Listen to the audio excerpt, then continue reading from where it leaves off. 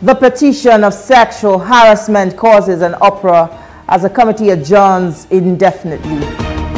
House of Representatives reverses its own decision to strip the Vice President and governors of immunity. And later on the program, the Chairman of Senate Services will help us put certain matters into clear perspectives. You're watching the Hallowed Chambers on TVC News. I am Sijesu Adewi. The Senate's Committee on Ethics, Privileges and Public Petitions says it has officially closed the sexual harassment petition filed by Senator Natasha Akpoti-Uduaghan against the Senate President Godswill Akpabio. This follows an intense investigative hearing where the petitioner, Asa Mariah, refused to testify, alleging bias by the committee. My client, who is Senator Natasha Akpoti, who supposed, because my petition was, when we asked her what is the situation in National Assembly, he complained to us as her constituents, and we put our heads together and fought the petition. And since she's not here, and you people have barred her not to come close to Assembly, because if you look at my petition, I stated it there that she's my #1 principal witness who will come and testify, oral testification, and documentary evidence. Since she's not allowed to be here, I can't proceed further. The step you have taken now makes it impossible for us to proceed. You see, in any hearing, there is a balance. The man that you accuses and the man that is accused. The principal witness, Senator Natasha, as one of the witnesses to speak on this issue. And we are aware that the Senate had made a decision on where she can come and where she cannot come. And that is why we are saying we are ready to proceed. An oath has been taken. We have our witnesses ready. And the principal witness is Senator Natasha.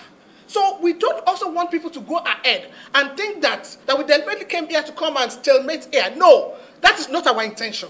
Our intention is that if we are going to proceed, we think the chair of the committee should please step down from this conversation to allow for fairness and justice. If he will not speak to the petition for the reasons he gave, we won't even hear you, because there's something you're going to say, because he is the petitioner. You are here for the petitioner. You are not his witness. And if he will not speak to the petition, there's nothing we will hear from you, man. I take exception. I said you're a fool. I take exception to a senator. Why are you talking to me like that? You are a disgrace to the Senate. You are an insult to womanhood. You are an insult to womanhood. Senators once again resisted moves to immortalize and bestow posthumous national honors on Professor Humphrey Nwosu, the former National Electoral Commissioner who superintended over the annulled June 12, 1993 presidential election. Despite the opposition, the motion reintroduced by Senator Einaya Baribe, representing Abia South, received strong backing, particularly from lawmakers of the Southeast. However, those against the motion argued that while Professor Nwosu played a key role in what is widely regarded as Nigeria's freest and fairest election, his inability to officially declare the results remain a controversial legacy. His courageous defense of democratic electoral process during the 1993 presidential elections led to the famous June 12, which ultimately confirmed Alhaji MKO Abiola as the winner of the election. To revalidate that June 12 presidential election took a huge toll on Nigeria, including loss of lives. But now we have come back as a country to acknowledge that that election was the freest and ever conducted. It is his failure to announce the result, whether other threat or other whatever forces that prevented him from so doing, that Nigerians were unable to say that he was declared the winner. We should be naming a whole INEC, not even national honor post-mortem. We should need the whole INEC. After one of his chairman who annoyed the election of June 12, who couldn't even come up with a result. Those in favor say aye. Those against say nay. Nay. The nays have it. And in the Green Chamber of the National Assembly, the House of Representatives has rescinded its decision to pass for second reading the bill seeking to strip the Vice President, state governors and their deputies of their immunity. Also in the category is the bill seeking to abolish death penalty in the country. The two bills are among the 42 that the lawmakers passed for second reading barely 24 hours ago. The motion to reverse itself on the bills was moved by the Majority Leader, Julius Nhovere. Deputy Speaker Benjamin Kalu explains the decision is as a result of sensitivity of the bills. A bill for an act to alter the Constitution of the Federal Republic of Nigeria 1999 as amended to qualify the immunity conferred on the President, remove the immunity conferred on the Vice President, the governors and their deputies, in order to curb corruption, eradicate impunity, and enhance accountability in public office and for related matters. And the other is a bill for an act to alter the Constitution of the Federal Republic of Nigeria 1999 to review the penalties for certain capital offenses in alignment with relevant international best practices and for related matters. Those in support of this rescission motion say aye. Those against say nay. The ayes have it. What it means is that we have taken back a step on these two issues that needed more debate on capital punishment as well as immunity. A bill seeking to provide a definite win of at least 51% of total votes cast as against simple majority is one of the 31 bills the House of Representatives passed for second reading at Thursday's plenary. Proponents of Nigeria's return to parliamentary system of government moved a step further as the bill seeking to provide for the office of the Prime Minister as head of government also scales second reading. Bill for an act to alter the Constitution of the Federal Republic of Nigeria 1999 to review the requirements that qualifies a person to be elected as President and Vice President of the Federal Republic of Nigeria, governors and deputy governors of states of the Federal Republic of Nigeria and for related matters. Second reading. We have used these 3 days to upload most of these proposals. Are they law at this moment? The answer is no. They are not laws. Whether it's indigenous sheep that people are talking about, or it's a women reserve seat, all those proposals are not yet bills. Coming up after this short break is an interview with the Chairman, Senate Services, Senator Karimi Sunday. You're watching the Hallowed Chambers, and my guest today on the show is the senator representing Kogi West Senatorial District, Senator Karimi Sunday. It's good to have you on the program. Thank you for having me. Yeah. Well, let's begin with the pressing matter before the Senate. How is the Senate looking to rebuild its image that appears to have been battered by the allegations and accusations that followed the suspension of the Kogi Central Senator, Senator Natasha Akpoti-Aduaghan? Yeah, thank you. We are moving beyond that. Just like I said on the floor that day, we've stayed too much on that subject. And you know how it all started? Change of seats that led to blackmail and throw of abuse to the Senate President, to my good self, and every other thing that follow about blackmail, about sexual harassment and all that. Look, we are most of the, I can say it for a fact, that my colleagues in the Senate, they are responsible citizens that they were out to give our best to this country and to our people. All those side attractions about personal issues of ego, we are moving beyond that. Senator, that's what we keep hearing anytime we speak to any senator in the chamber. We're moving past that. But we've not seen any significant role the Senate or its leadership or the spokesperson is playing in, you know, giving rebuttal comments, because we've seen Senator Natasha going even on the in the international media, you know, stating her facts. But the Senate seems to be quiet on that. We are trying not to join issues with her. Okay. She wants to keep this. So how do you hope to sustain she wants to keep that. Or such a very reputable organization or she wants to keep that as the narrative. No. We have work to do for our people. We have the tax reform bill to finalize. We have a lot of things to do for our people. So we don't want to keep talking about that. She's the one traveling all over the world and trying to keep that as the issue. She was elected to represent our people. Going to IPU in New York, going to BBC, going to German television, going to Holland and all that. Will we get to bring dividend of democracy to our people through that? Would that bring infrastructural development to our people? The narrative now is that the National Assembly seems not to be gender-friendly, especially to the women folk.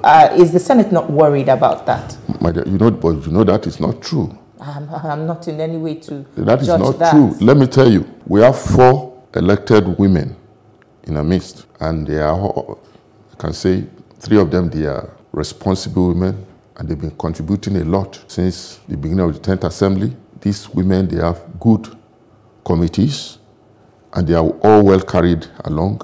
I can say of a truth that the chairman of Health Service, Senator Banigo from Rivers, she's doing a lot in the health sector. I can say of a truth of my sister, Senator Riti Kingibe. She's the Senate Committee Chairman on Women's Affairs. She's doing a lot on, at least, improving the representative of gender in issues across the nation. And she just brought a bill on gender equality, and we are supporting her. My sister, Senator Idiot from Lagos, she's the Chairman Committee on Humanitarian Services. Even Senator Natasha Poti, she was even the one that was even patronized more than the other. Whereas she came late, she was given the chairman, Senate Committee on Local Content, and Vice Chairman still. All these other senators, they didn't get as much as her. She was the one following SP all over the place, or IPU meetings. She was even better patronized. Well, you are also from Kogi State and the chairman of the Senate's Committee on Senate Services. Yeah. You are responsible for reallocating seats. Among other responsibilities of your committee, do you think you could have handled the situation better to prevent this kind of outcome? My dear, that wasn't the first time that seats were reallocated in that chamber. In fact, when we came in to the new chamber, I mean the refurbished chamber, when seats were allocated, it caused a bit of a problem because some senators that came before her felt that she was placed in front of them, and they frowned at that. They felt, why would I do that? In fact, the Senate president was unhappy with me. So you're saying that's not the first time that her seat was changed? Yeah. Okay. The first time she was in front, she wasn't supposed to be there. And she didn't seem to have a problem when the seat was moved to the back? When the seat was moved to the back. In fact, she wasn't even supposed to be where she was. She told me she preferred that place. And I left her there. This time around, 3 senators, 2 or 3 senators. I'm talking of, okay, we lost Senator Ifeanyi Yuba and Senator Monday, the governor of Edo State, moved from the Senate. And which other senator? One other senator. So we moved from the minority party to majority.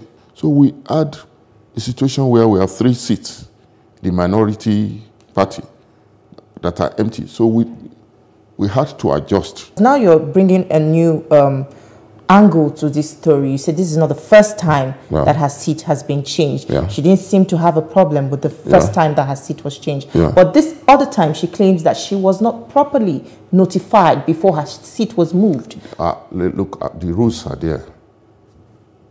You don't need to be notified. Was she notified the first time? No.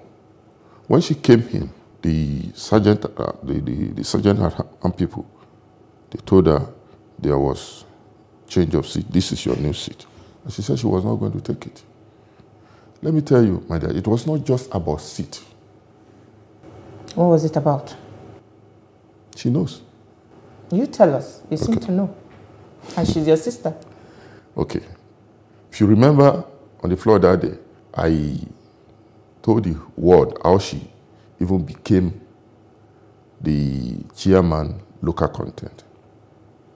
The chairman local content was given to Senator Ohere that she took over from. Senator Ohere deserved it, having worked for Senator Akpabio Emergence as Senate President. So, when that seat was vacant and she came in, the Senate President reluctantly refused that he wasn't going to give that position to her, that she was a rookie, that we need to give that position to an experienced person, and there are people that came before her who should have been given that. But I lobbied him, along with my colleague, Senator Issa Jubre. In fact, I had to meet with the husband so that we do the necessary lobbying, but talking to our colleagues. When you say not lobbying, talking. How did you lobby? When you want something. So why were you lobbying for a special committee for her in the first place? Because she's from my state. And the seat, the past position that was left was occupied by somebody from Kogi State. So I didn't want that position to go to another state. And you feel that this does not give her some sense of entitlement, because she seems not to understand that maybe you did her a favor, because that's what you keep saying. You did her a favor by lobbying, but she feels she's entitled to whatever privilege she got. That is far from the truth. She knows. The husband knows. So she wouldn't have even been given a committee chairmanship, because the Senate President was vehemently against that is wrong. Well, let's take this quick commercial break. We'll still continue the conversation right after this break. Stay with us. We have more.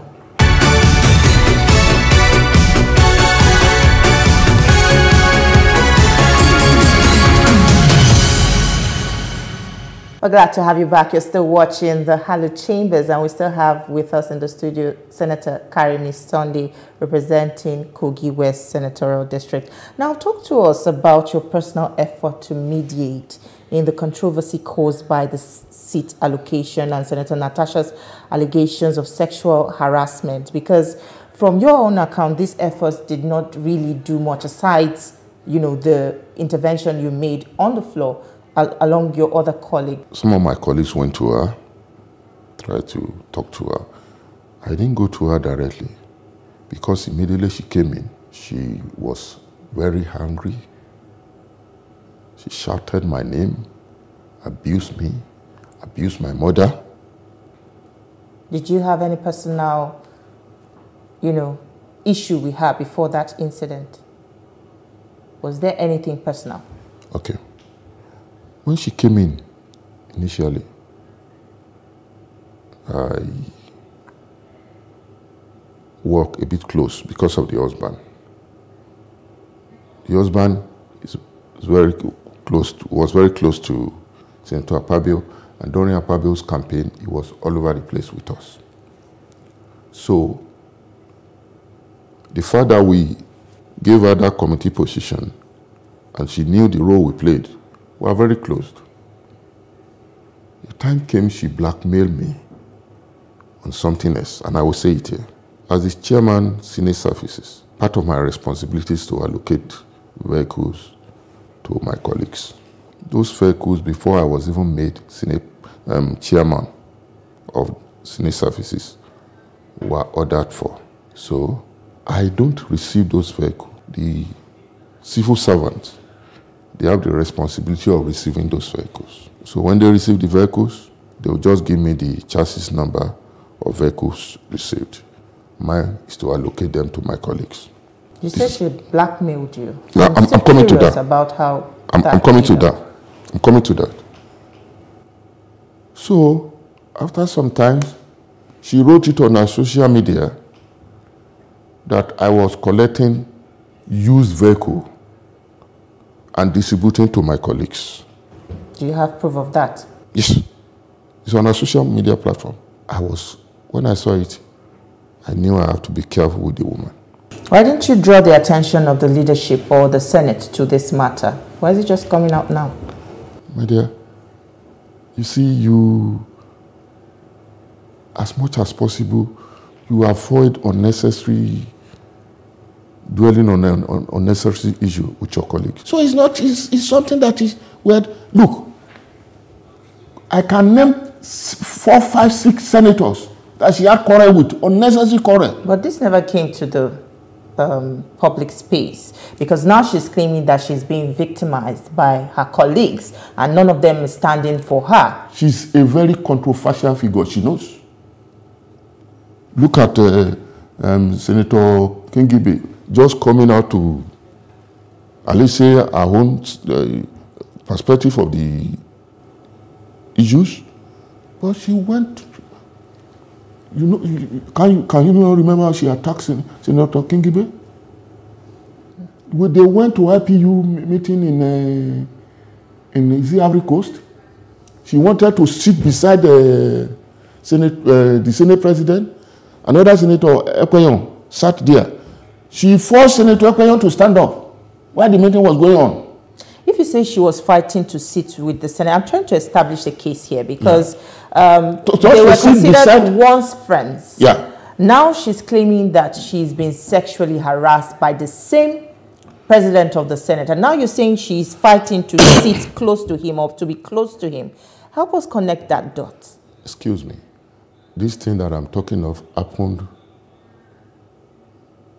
around April or May 2024. The claim of sexual harassment, according to her, happened December 8, 2023. Just few weeks. She came in November 2023. Claim of sexual harassment, according to her, happened December 8, 2023. Look at the timeline. She did not say anything until last year, or is it early this year? And they've had good relationship, good rapport. Even the first problem we had with her was July last year, about when the Senate president said, made a statement that we are not in a cinema. Clubhouse. The clubhouse. She dragged the Senate president all over the place. This one they call Gist Lover. They dragged the man down. They made the man to. She said she was going to put the Senate president on her knee until the man apologized. What is new now that you are mentioning sexual harassment? Because she was removed as chairman, local content. Well, let's move to another matter. Now there's a recall process going on. Yeah. And a lot of people are saying there might be some big wigs at the back pulling the strings. Some fingers are also pointing to the Senate for influencing this. Excuse me. Okay. The recall process is a valid constitutional exercise. Even me from Kogi State, I have no say in our recall in Kogi Central. The Senate president has no hand and has no say and is not interested in our recall. The recall is being masterminded by our people. Let her go back to them. What she's turning herself to in the Senate, you can see it all over the world. She's going all over the world talking about sexual harassment. She's turning herself to an endangered species. Nobody will, look, we're in the Senate because of the vote of our people. We are there for what we can bring as dividend of democracy to our people. We are not there for all those frivolities. We are there to serve our people. When you cannot even relate well with your colleagues, how do you bring the best to your people? Nobody would like to deal with you. They would want to run away from you and turn you to a leper. She's gradually turning herself to a leper. Well, let's talk about your constituency representation beyond just periodic travels to your state. How are you giving your people a voice and prioritizing their needs? Okay. I can tell you that to the glory of God, I'm doing the best for my people. One, beyond the usual legislative work, I've imparted on them. I set up a bursary scheme for students in tertiary institution, public tertiary institution. I started it last year. This 2025 one will soon start. I gave bursary award to students in public tertiary institution. I gave 1,000 students, 100,000, that is 100 million for less privilege. I've imparted on women, setting up a creative group for women, for them to at least have a source of livelihood. Thank you for sharing your time with us on the program today. Do remember that you can see this episode again on TVC News YouTube channel. Also, watch a repeat broadcast at 7 a.m. on Sunday. You can catch up with more news and updates on all our social media platforms. Thank you for watching. I am